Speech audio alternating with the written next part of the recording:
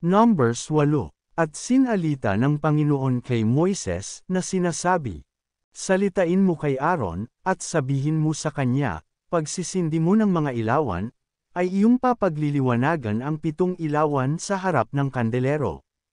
At ginawang gayon ni Aaron, kanyang sinindihan ang mga ilawan upang magliwanag sa harap ng kandelero, gaya ng iniutos ng Panginoon kay Moises.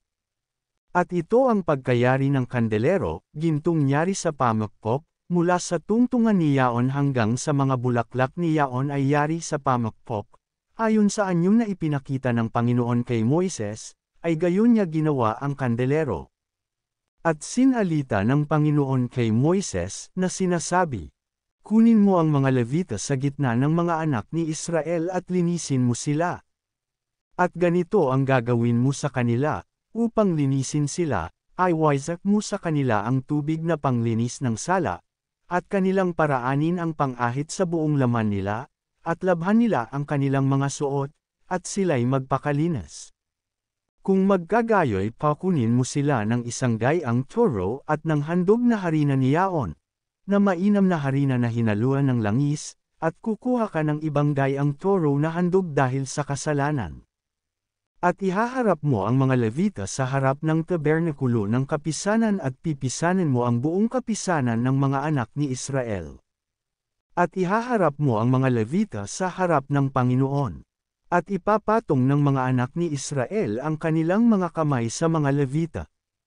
At ihahandog ni Aaron ang mga Levita sa harap ng Panginoon na pinakahandog, na inalagsaga ng mga anak ni Israel upang kanilang gawin ang paglilingkod sa Panginoon.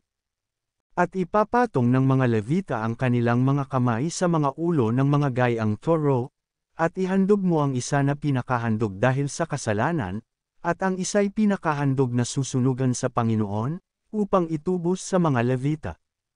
At patayuin mo ang mga Levita sa harap ni Aaron at sa harap ng kanyang mga anak, at ihahandog mo ang mga yaon na pinakahandog na inalag sa Panginoon. Ganito mo ihihiwalay ang mga Levita sa gitna ng mga anak ni Israel, at ang mga Levita ay magiging akin.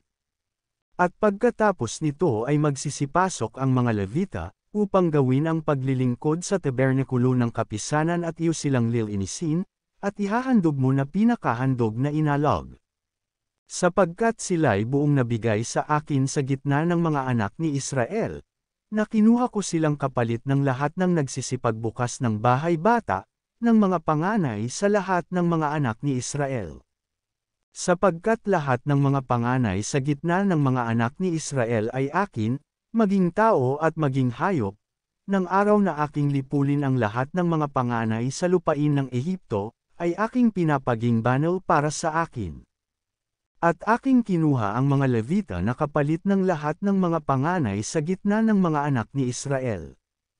At aking ibinigay ang mga Levita na pinakakaloob kay Aaron at sa kanyang mga anak mula sa gitna ng mga anak ni Israel upang gawin nila ang paglilingkod sa mga anak ni Israel sa tabernakulo ng kapisanan, at upang magsaygowan ng pangtubo sa mga anak ni Israel, upang huwag magkaroon ng salot sa gitna ng mga anak ni Israel, pagka ang mga anak ni Israel ay lumalapit sa santuaryo. Ganito ang ginawa ni Moises, at ni Aaron, at ng buong kapisanan ng mga anak ni Israel sa mga Levita, ayon sa lahat ng iniutos ng Panginoon kay Moises tungkol sa mga Levita, ay gayon ginawa ng mga anak ni Israel sa kanila.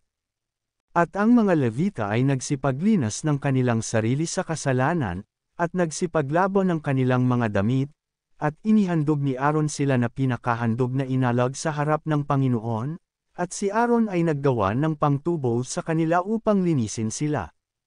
At pagkatapos ni Yaon ay nagsipasok ang mga Levita upang gawin ang kanilang paglilingkod sa tabernakulo ng kapisanan sa harap ni Aaron at sa harap ng kanyang mga anak, kung paano ang iniutos ng Panginoon kay Moises tungkol sa mga Levita, ay gayon ang ginawa nila sa kanila. At sinalita ng Panginoon kay Moises na sinasabi, ito ang nauukol sa mga Levita, mula sa 25 taong gulang na patanda, ay papasok upang maglingkod sa gawa ng tabernakulo ng kapisanan. At mula sa 50 taong gulang ay titigil sila sa paglilingkod sa gawain at hindi na sila maglilingkod. Ngunit sila'y mangangasiwa ng kanilang mga kapatid sa tabernakulo ng kapisanan, upang ingatan ang katungkulan, at sila'y walang gagawing paglilingkod. Gayon ang gagawin mo sa mga Levita tungkol sa kanilang mga katungkulan.